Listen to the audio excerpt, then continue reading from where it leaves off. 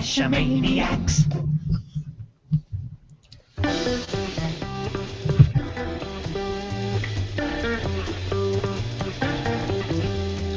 Song.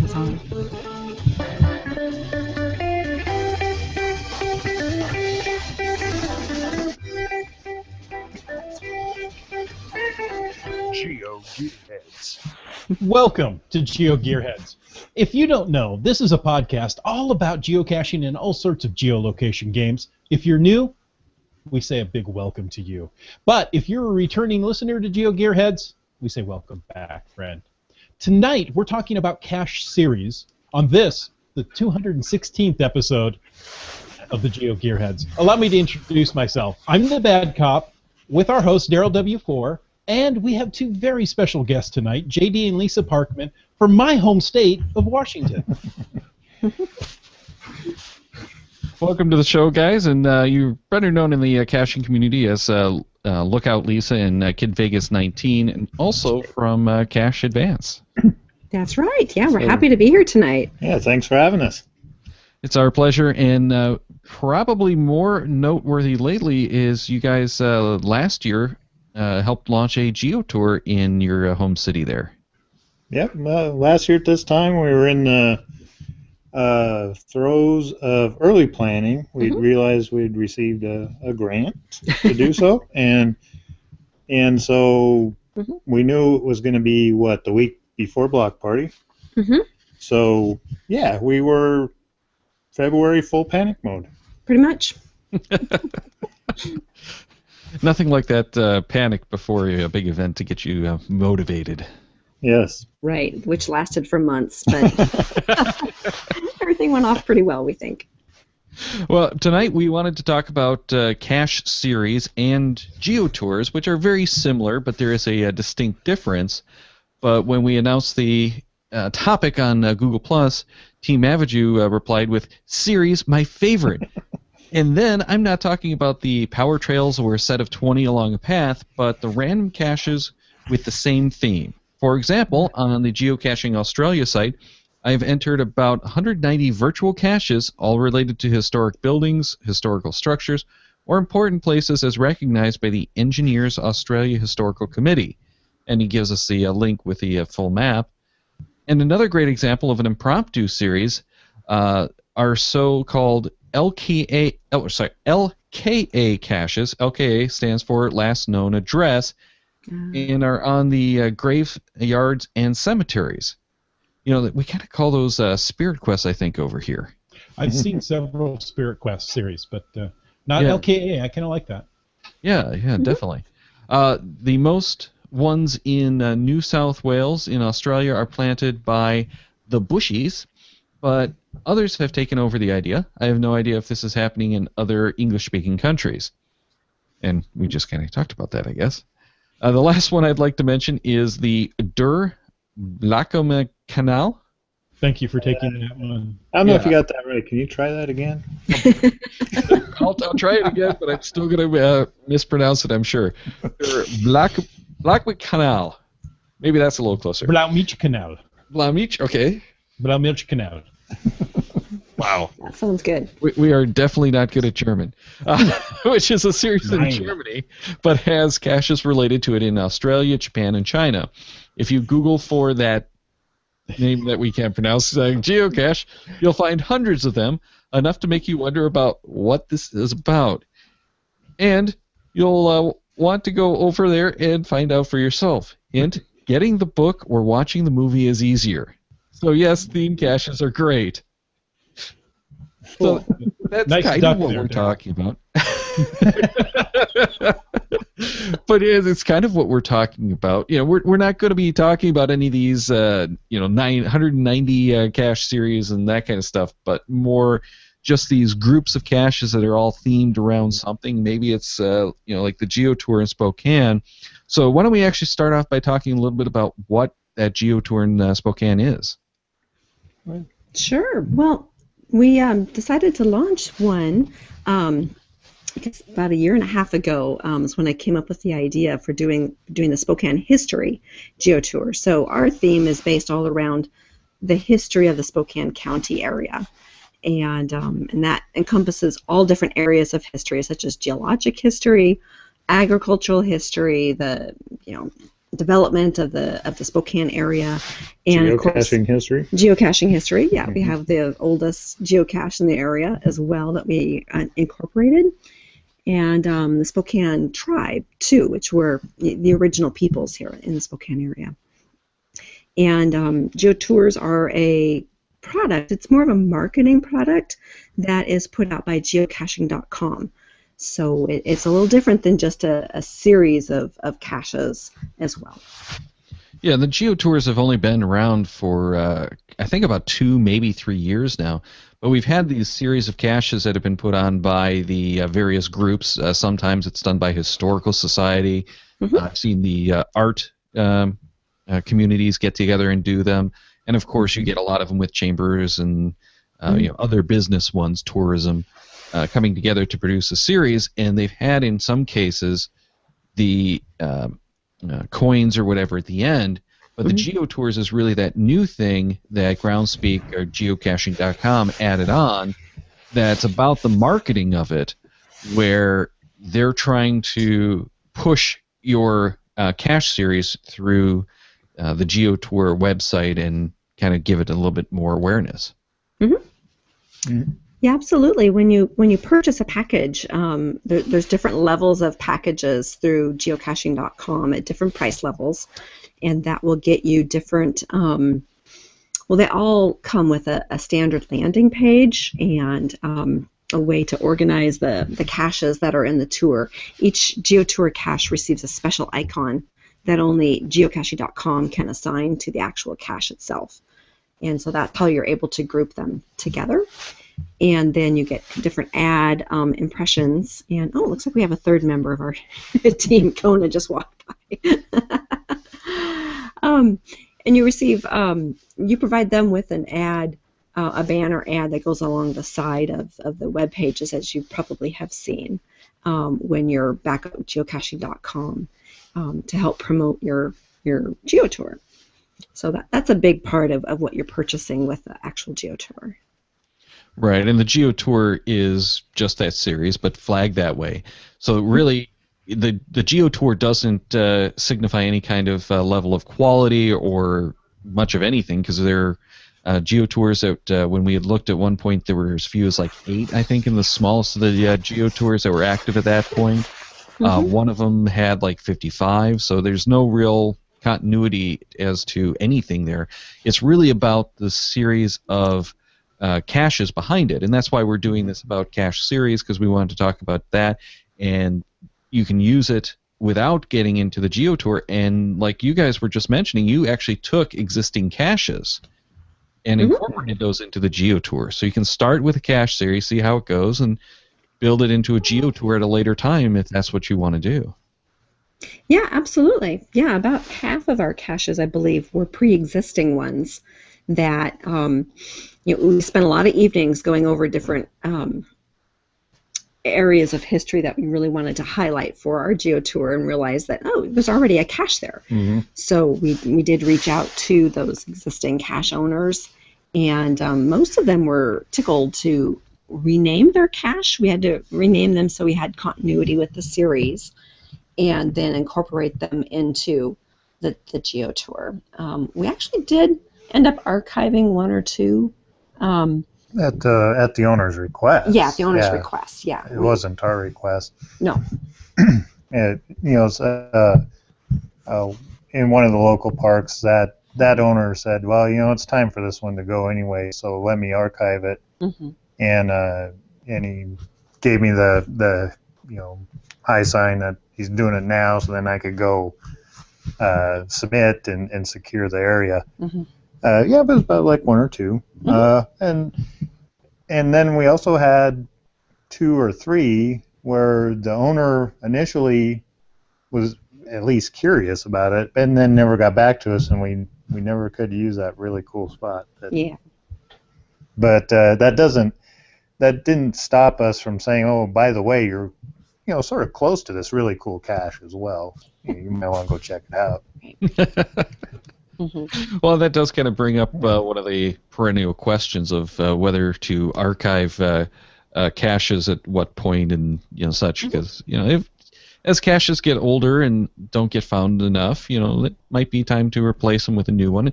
And if you're going to do something like a series of caches, it's nice if they are caches that people can go and find all of them and claim all of them, rather than if you have like a group that goes out to find these series, because that does happen a lot. You'll get 4 or 5 people of different caching names and teams who might or might not have been out there. So if half of them have already found those caches, it's not going to be as appealing to go out and do that trail or GeoTour or whatever, that series. But Limax had sent us a whole bunch of stuff, including a little note here in the Q&A. So, Bad Cop, you want to get into this? Certainly. So, Limax first through the Q&A says, I have 2 that I know of around here. He's in San Francisco area. The first one's in Milpitas and the other one's in Viejo. I hear one is well done and the other not. So he said that, but he's also sent us feedback on Google Plus talking about the one that's not so well done. There's an interesting development here that was just posted on our local Facebook groups. It starts off, folks, we have a problem. The city of Milpitas has created a Geo Tour that's premiering Saturday. In doing so, they forced a number of local cachers to move or are archiving existing quality caches. As I understand it, the city made no effort to work with existing cachers. It basically wanted all existing caches archived. Groundspeak was much more accommodating in an attempt to help cachers move existing caches to new locations. Unfortunately, it was not possible in all cases, so we've lost some very good caches in favor of 25 throwdown caches. Wow. It goes on to say, in my opinion, we should boycott the GeoTour and post notes on the cache pages advising local cachers to do likewise. So this is a post from Fizzy Magic. The discussion after the post is quite interesting so far. I can only imagine. Yeah. He posted this to all the Bay Area geocaching groups. And then there was a response by Joe Buck in one of the threads there. It said, I found 6 of the GeoTour hides this morning. I think the Milpitas Rec Department has no clue about how to hide geocaches and has been ill-served by Groundspeak, which took their money and allowed them to mess up. His words, not mine. I think the situation can at least be partially salvaged. Many of the hides can be improved. So apparently the caches also went live before the kickoff event. So there may be some lessons there on how not to do a GeoTour. Yeah, absolutely. That's a shame that they forced caches to be archived in favor of their own caches. Unfortunately, the way GeoTours were set up, there isn't somebody from Groundspeak to come out and walk you through how to do it. They encourage you to partner with local geocachers, and it looks like this community didn't do that, which is a shame. You suggest either partnering or finding a coach to lead you through the process of creating a GeoTour? Absolutely. You need a local champion in the community that has been caching for a while and knows how to hide caches and has done so and has some history there. As we all know, folks that get so excited about geocaching and then go out and hide 10 of them and they're not always the best caches. Exactly. They just don't have the experience. Right. Yeah, I've seen around here where we have park systems that get involved, or cities, whatever, and you'll have really good caches sometimes, and you'll have bad caches. And we were talking about last night during our setup call. We ran into one where the same year you had the most awful cache hides where the coordinates were nowhere close, and lousy containers, all the way up through these really good ones where they did stuff as the landowners that you can't do, like modifying docks so that you can slide stuff in and whatnot. So you had, in the same year, the whole gamut, because it went across the park system, and each park hid their own cache. So you had some people who knew what they were doing. Some people had reached out to the other cachers that had the hidden caches in the park and said, hey, can you help us hide this one? So you had that whole gamut in the same thing. It's really important to get someone who knows caching. You can't get your local park ranger to just go out and do it and expect them to hide a good cache the first time out. Right, yeah. We had a really tight group, our committee, that worked together to hide all of the caches. We all, as a team, vetted all of the different ideas, cache containers, and beta tested as well, a couple weeks before the caches went live. So we really felt like we had a standard, a minimum requirements for the GeoTour caches. Of course, some of the pre-existing ones we had to grandfather in that were already micros, but otherwise we maintained regular or small size caches too. So yeah, that would be challenging, having just random individuals doing, throwdowns. Well, the one other, and correct me if I'm wrong, but part of the GeoTour, one of the benefits, I should say, is, are you not assigned a particular reviewer? Not necessarily. Not necessarily? Yeah, we were. Okay. Yeah. Mm-hmm. And why I mention that is there is a subtle art to having your caches published on time. And to not have that happen tells me there was a disconnect somewhere, along the line. Mm-hmm. But I imagine anybody that would, is toying with the idea of a GeoTour and actually, up to the point of talking to Groundspeak about it, maybe bring that up. Say, hey, could we be assigned one reviewer? Mm-hmm. And ultimately we were, and I think that was beneficial. Yeah, that was super helpful. Yeah, it was one individual that knew of our project and kept everything grouped up nicely. Mm-hmm. And we also used a boilerplate web template, HTML, for the actual cache descriptions as well. So they were all distinct and looked similar. That was right. Yeah. And I think we did a good job there. Mm-hmm. With the boilerplate came after the cache information, because the boilerplate was quite long, right? Yeah. Mm-hmm. And with all the links and stuff. Mm-hmm. And so we decided that cache information and then the boilerplate, because you only really need to read the boilerplate 3 times, and then you fully understand what's going on. Right, yeah. Not for every single cache. Yeah. Well, sure. You don't necessarily want that on the GPS in place of the cache information, because GPSRs only have a certain amount of characters that they can display for the description. So it's important you put the relevant stuff up front that they're going to need for that cache, and then anything that's going to be static down toward the bottom. Mm-hmm. Yeah, that's exactly what we did. Yeah, and caches only have so much patience as well. Well, yeah, there is that. Well, quite frankly, how many of us actually read much on the cache descriptions anymore? It's only in the rare cases that I read it. Something like a title catches my name, or catches my attention, or it's something at a location where I think there might be something interesting there. Right.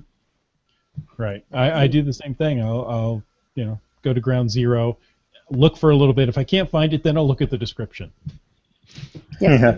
Then I might look at the hint. But I start searching first. Yeah. Then I start, what size am I looking for? What am I looking for? Yeah. That's helpful too. Yeah. Absolutely. Yeah. So were the cache owners, the ones you grandfathered in, were they willing to change their description and do whatever they needed to for the cache to fit it into the tour? Mm-hmm. It ran both ways. They said one, we adopted over, so our tech guy could write it up, and then he adopted it back. Right. And because that owner just didn't want to mess with the HTML, I believe. Mm-hmm. And others just boom, we gave them the boilerplate, and they had it up and running. It was great. Nice. Yeah. I think one actually gave me their login credentials too. To do that. Yeah, and then probably I'm sure they changed it afterwards. But what we offered everybody that we did incorporate their caches was that our committee would maintain their cache for an entire year. Oh, nice. So they didn't need to worry about maintenance. We put watches on them and replaced containers if needed be, and added fresh swag and logbooks and such before. And then these cache owners also got our coin. Right. Everyone, who donated a cache received a free coin. Yeah. Very cool. And that's one of the things about the Geo Tours is that you usually get a coin or something like that at the end. Yeah, which isn't necessarily the case with the series, but in this case, we're kind of talking about those draw series of caches, so it is more common to have the award at the end. Another quick comment in the live Q&A from Wet Coaster. In the cache description, please don't have as shown in the picture below, because that is less than useless on my GPS. Yeah, and most of the GPSRs do not do the images, and if they do, it's kind of a pain. But it also can be a problem even on the regular units, because if you haven't pre-cached those, then it has to load, and if you have any kind of data problems, as we've mentioned before, you want everything offline, so it's always a good idea to cache those images anyway. Or if you haven't sized the picture appropriately, it's huge on your cell phone. Just going to say that, and I've seen so many of these devices that distort the picture, because what they'll do is they'll take and squish it widthwise to make it fit. So you end up with this rectangular picture that's horizontal, or that's vertical, that ends up very tall horizontally and just is completely useless. Right. Yeah. Yeah, we tried to keep our templates pretty clean. Pretty clean, yeah. Now, you're doing another Geo Tour, as I understand it. So what are you doing differently this time that you picked up from the first incursion? Right, yeah. The day that we actually launched the first Geo Tour, because we had all of them published at one time, and then everybody lined up that wanted the GPX file, and they went out caching, and we were all left at the location going, oh, okay, now there's nothing for us to do for a while. So we sat around and debriefed on what went well and what didn't go so well. And what we're doing, it's a whole new theme this year. So we're doing all brand new caches this time. It was fun incorporating existing caches, but we don't plan to do that this year. We plan to do all brand new caches, and it'll be a new theme. So the theme that we chosen is filmed in Spokane. So it'll be all about movies and other things that have been filmed in the Spokane area. And movies you may have actually heard about. Yeah, like Benny and June is one. Yeah. We've even, and we're also expanding, instead of just one day, where the cache is published and then people go out caching, we're incorporating a full weekend. So it'll be 3 days. Friday is going to be, we're going to be showing Benny and June. We've received permission from the studio that actually made the movie. And we plan to show that at the Garland Theater, which is the oldest theater in town. And then we'll be launching, talking about series, this is the Benny and June Trail, which actually won't be part of the Geo Tour. It's a bonus series of caches that will launch Friday after the movie is shown. So you watch the movie, and then you get to go to all the different locations in the area where it was filmed. And then probably a night cache that night. And then the next Saturday, all the new caches will publish at our get-together, the Geo Tour, official Geo Tour, the next morning. And then Sunday, we're going to be having, again, some of these aren't firmed up yet, but it'll be a get-together for folks that have finished the tour, because we expect it to take a day and a half. Our current Geo Tour takes a good 2 days to do. So we didn't see anybody after they went out caching, because they were all throughout the whole county caching for a day and a half. So this year we're bringing it in a little bit closer, and possibly even fewer caches. So one of the lessons learned, or list of lessons learned that I remember off the top of my head is, one, you don't have to rent the venue for all day. Right. And so because I don't know if we could have saved money if it was an option. We could have a little bit. Two, on your event where you're kicking off, you're going to need a person who is an Apple expert You're going to need a person who's an Android expert. Right. You're going to need a person who's an Apple Computer. geocaching.com app compatible expert. And same with the Android. And then you need the CGO expert, and we had all of them that day. And if we were more prepared, we could have been a better service to the people. I mean, they came, they heard about it, they wanted to participate in it. It was a beautiful day. It was perfect for it.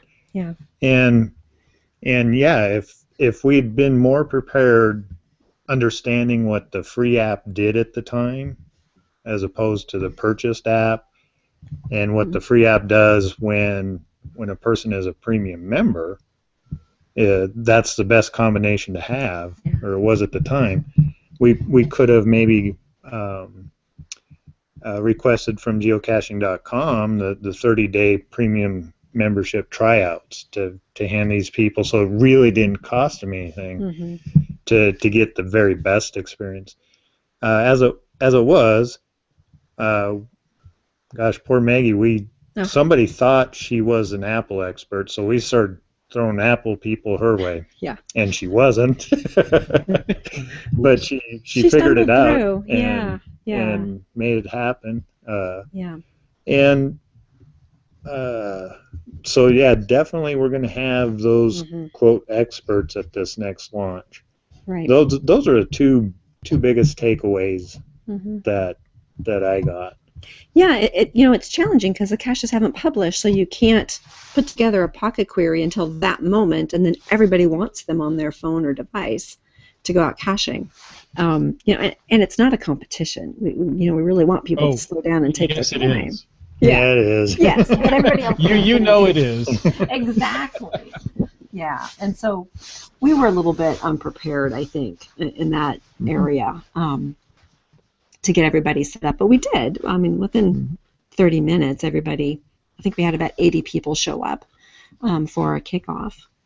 And we had quite a few folks that were curious about caching as well, because we were listed in the Spokane Parks newsletter and some local advertising, which was part of our partnership with Visit Spokane, the tourism group. Yeah. So, yeah, that's for GeoTours. Chris, I don't know how many. Have you been to the Tri-Cities GeoCoin event? I have. Yeah, and there's several that's taking off, at least here in Washington State, in the last year. I mean, you've got Tri-Cities. That's the grandfather here in the state. Right.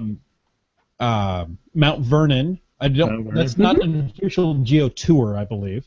No. Well, neither of them are. Yeah, that's true. Neither of them. Auburn just launched this year. Right. And then you've got the Visit Rainier, or the Rainiers, and that's exactly right. There's 4 parts of that, 25 caches each over 4 official years, or is it 6 months? 2. I think it's 2 years. 2 years. They're 6 months targeting shoulder seasons. So every spring and every fall, they're releasing new caches to make their GeoTour longer. Yeah, and then there's also the Washington State Park GeoTour. Yes, finishing up. Yeah, that's ending this year, I believe.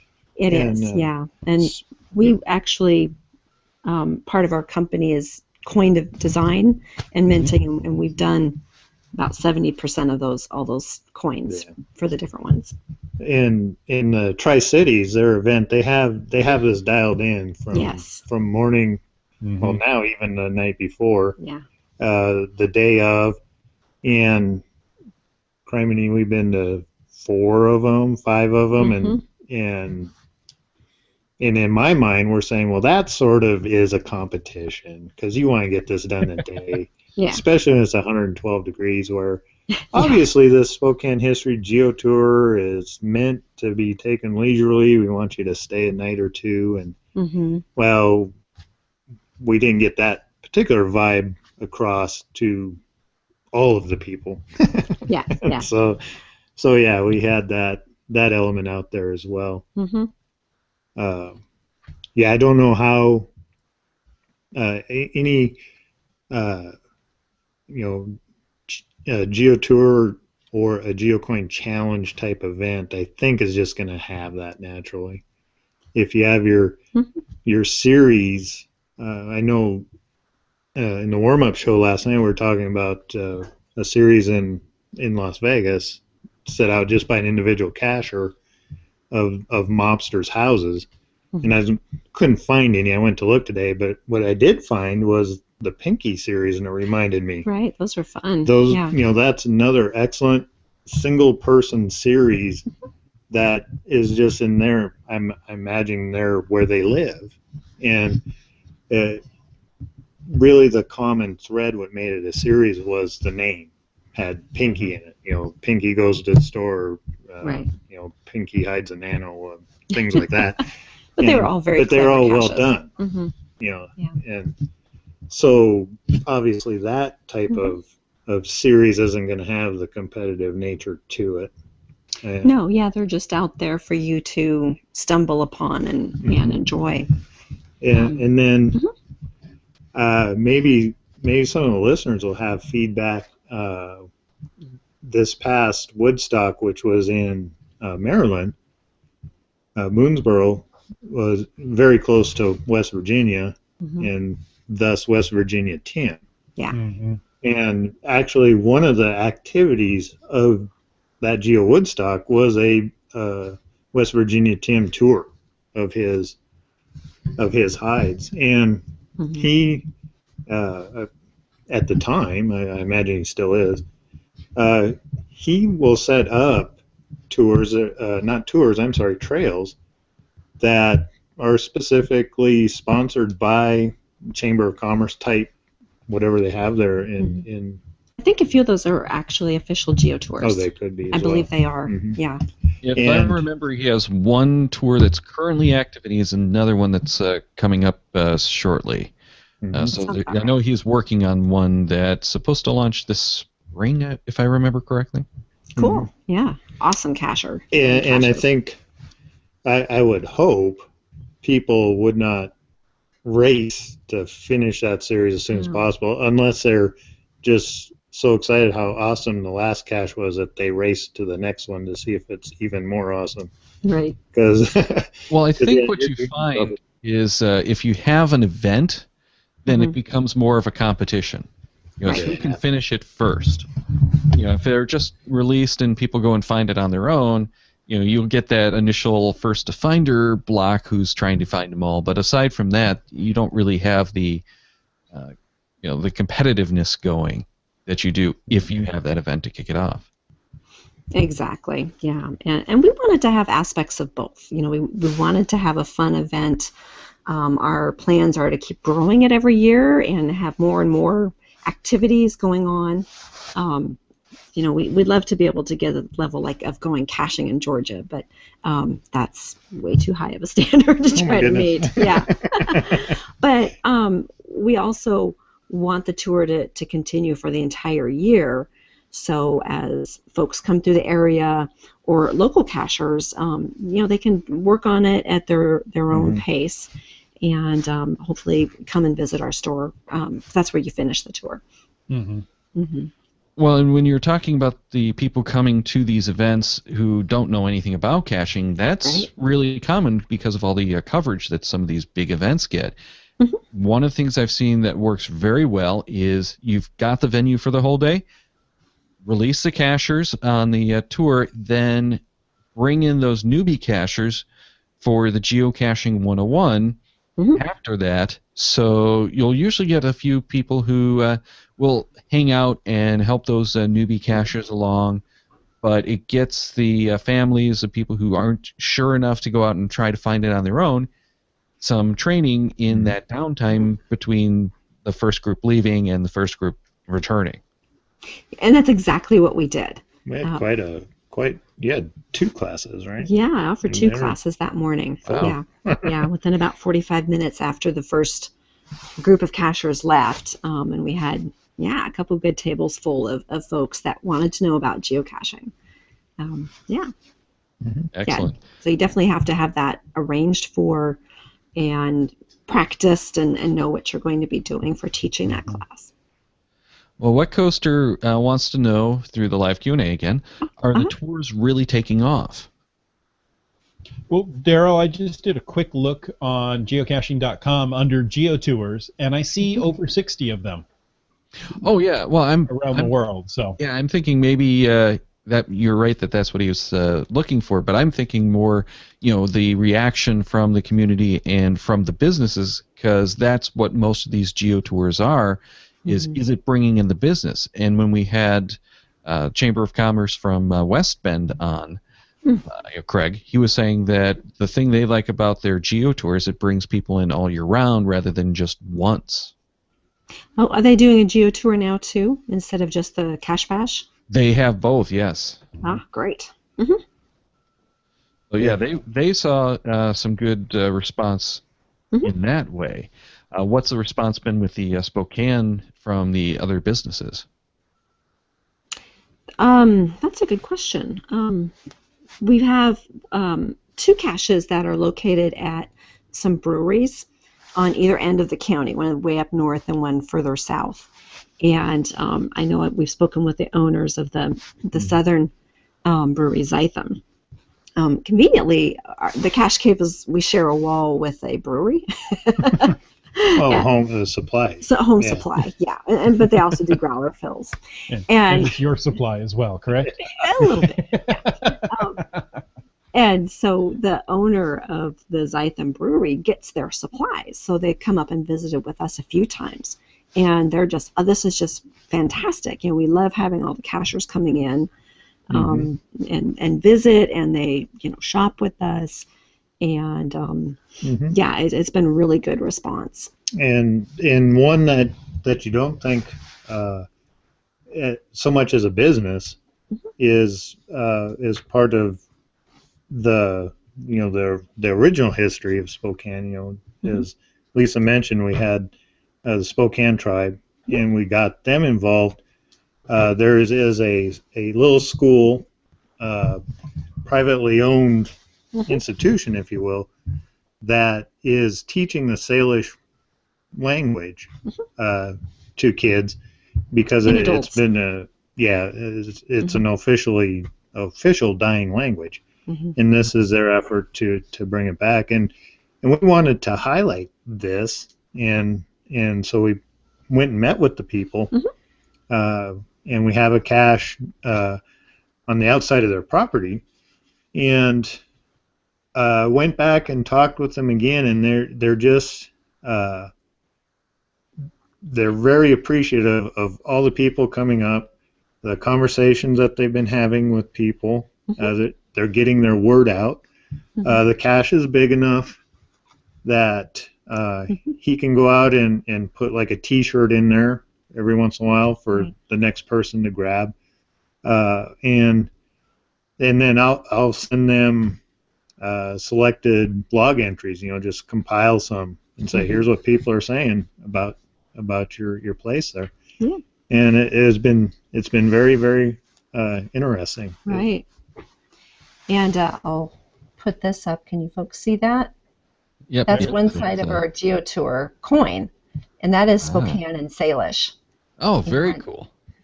Yeah. And this was a design from the tribe that was approved. We worked with Chris Mackey to do the coin, and the tribal elders approved of the design and the look and the colors and such. So that's been one of my big goals, was really about building community more with geocaching and the entire community of the Spokane area, not just businesses. So in that area, we've been successful, and with all the different museums that are involved as well too. That's wonderful to hear. That's the kind of not just business interaction, but a whole community interaction is right. Well, and that's the kind of information that you can take back to the local chamber of commerce or tourism bureau and say, look, this is really helping to bring people in and get them to spend time here, and that's how a lot of these communities are getting the funding for these Geo Tours. That's Climax, by the way, says that is a very pretty coin.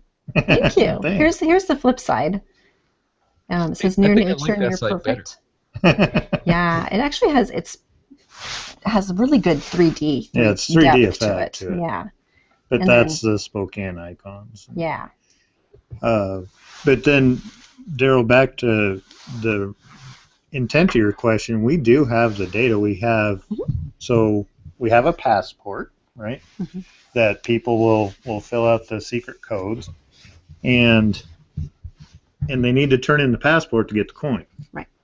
Well, along with that, we asked for their receipts, hotel receipts specifically. And so we actually have physical hard data.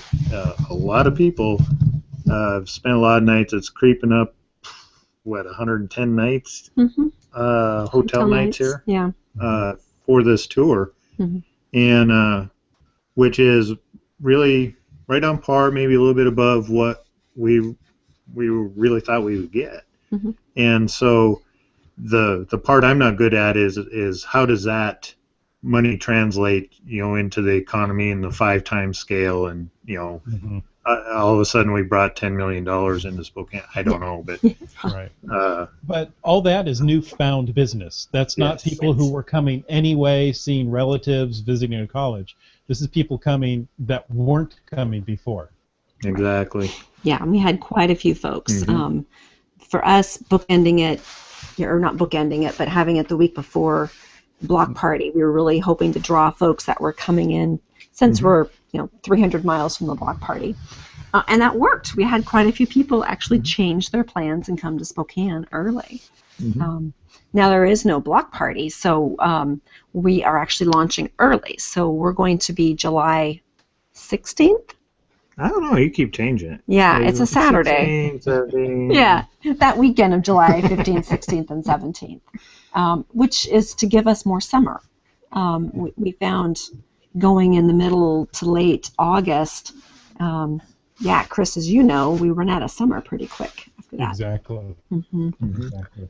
Yeah. Well, one of the interesting things that you brought up with this next GeoTour is you're changing that theme. And I really like that concept of, okay, this year we're going to do this series based on this theme, and next year it's going to be this new theme, so that you have something new and different every time for people to go back to. And then it also means that old series can kind of stand on its own and be its own attraction even afterward. Yeah, that was a goal there, and I was surprised to learn that. Didn't you tell me Groundspeak was surprised that we were changing the theme? Yeah, nobody else has done that. That has had a multiple-year GeoTour. We're the first ones to do that, and that was our intention to begin with. And they're like, and we asked, can we do that? For year 2, and where the pricing structure works. And they're like, well, nobody's done that before. We'll get back to you. And they got back to us and they said, sure. So that's our plan. So yeah, the existing GeoTour today, the Spokane History one, will still be there, but it won't be an actual tour. It will become a trail. Yeah, but we'll still have the passport and if any coins left. Yeah, if any coins left until they're gone. But then, the all new caches, which will be official GeoTour caches, which gives them a little special status. Right, and that creates that returnability, the reason to come back to Spokane, because there are new caches, new tour, and you said a new coin, correct? Yep. Absolutely. There you go. Yeah. And that's what's going to draw people. They like their shiny stuff. Right. Yeah, they do. Yeah, we're planning probably multiple coins actually. One for sale, and then we think. Yeah. Okay. I missed the last meeting. Yes, you did. Yeah, he was out of town for that. And then, a very special coin for finishing. Well, we're kind of running tight on time, but Limax posted a question about having a bookmark list with the caches in that list to be downloaded ahead of time. And this is talking about the event, of course.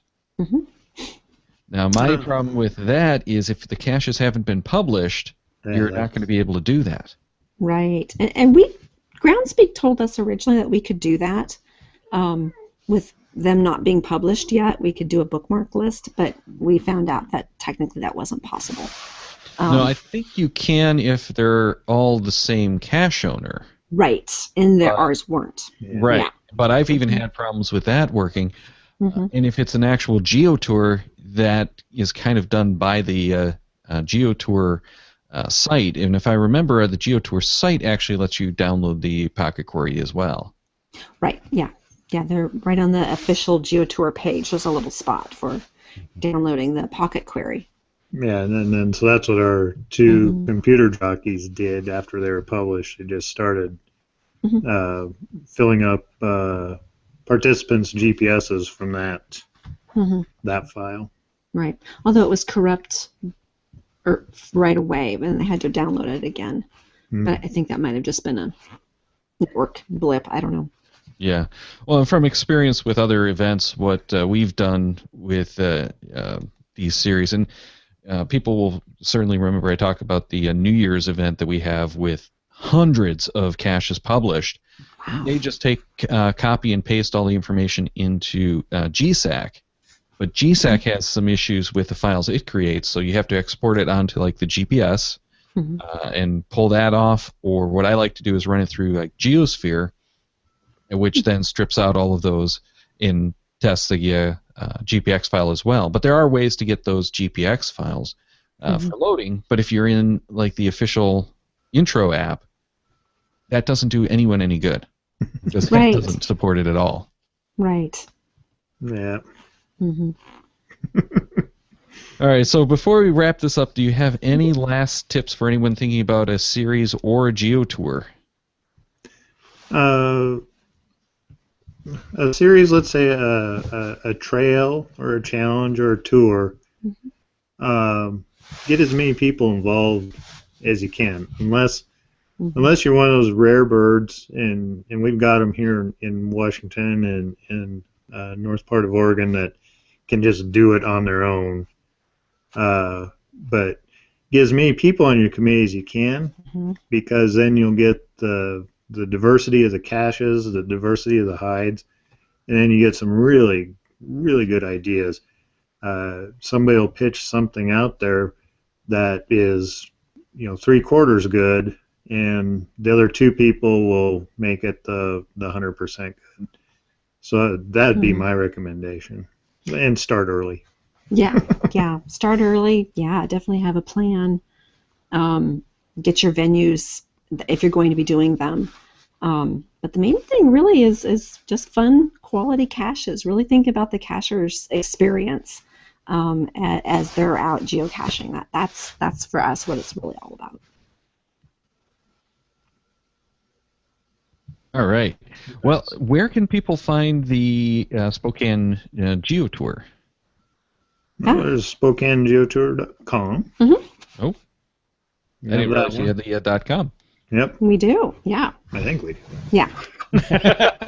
We do. Now I put you on the spot. Yeah. It's on the coin, so we do. Yeah. Just don't type in www. That will, it actually forwards to another website currently, but we do own the URL. And then we're on Facebook. So if you put in Spokane GeoTour, we have a Facebook page. And then, of course, if you go to geocaching.com, click on play, and down the list there is GeoTours. And you can find us on the map via that way. See, and that's actually where I was going with that, because there's all the other GeoTours as well. So you can maybe find one that's closer to you. But, of course, if you can schedule a vacation or something around one of those GeoTours, accidentally go and find all those caches, you accidentally? What happened? I don't know how we ended up here where I can find these 30, 40 caches and get a coin. Right. Yes. Yeah. Yes, honey, it is Montana. It's called Helena. Yeah. Yeah. Helena is one of the next closest ones over, and for us, and they've got a great GeoTour. And I was going to say that's one of the ones I've heard repeatedly is a model GeoTour.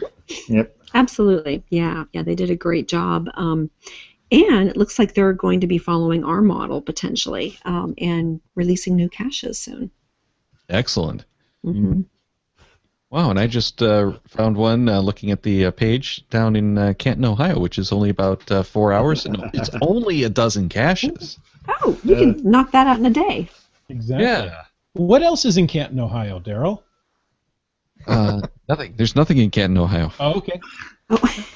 Huh, I thought there was a Hall of Fame of some sorts there. Nope. No Hall of Fame. No Hall of Fame to see here. Move along.